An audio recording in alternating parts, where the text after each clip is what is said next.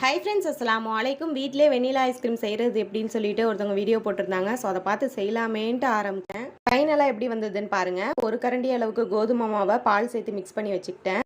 3/4 litre அளவுக்கு பாலில் நல்லா காய்ச்சினதுக்கப்புறமா இதை சேர்த்துட்டு நல்லா இந்த மாதிரி மிக்ஸ் பண்ணி விட்டுட்டேன்.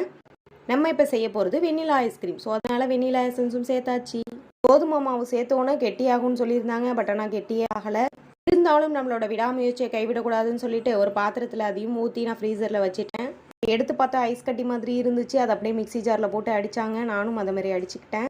திரும்பவும் அதை அதே பாத்திரத்திலே ஊற்றிட்டு அதுக்கு மேலே ஃபாயில் பேப்பர் கவர் பண்ணாங்க. ஸோ அதே மாதிரியே நம்மளும் கவர் பண்ணியாச்சு. ஒரு நாள் ஃபுல்லாக விட்டுட்டேங்க. ஸோ எப்படி நம்மளோட ஐஸ்கிரீம் வந்திருக்குன்னு சொல்லிட்டு பார்க்கலாமா? குளிக்கரண்டியை வச்சு எடுக்கிறேன் வரவே இல்லை. ஒரு வழியாக ஃபோர்ஸ் எல்லாம் போட்டு நல்லா இந்த மாதிரி எடுத்து பார்த்தா ஐஸ் கட்டி மாதிரியே வருது. இதுக்கு நம்ம நார்மலாகவே பாலை தூக்கி ஃப்ரீசரில் வச்சுருந்தாலே இப்படியே ஆயிருக்குமே. இதுக்கு இவ்வளோ வேலை ஷோபா.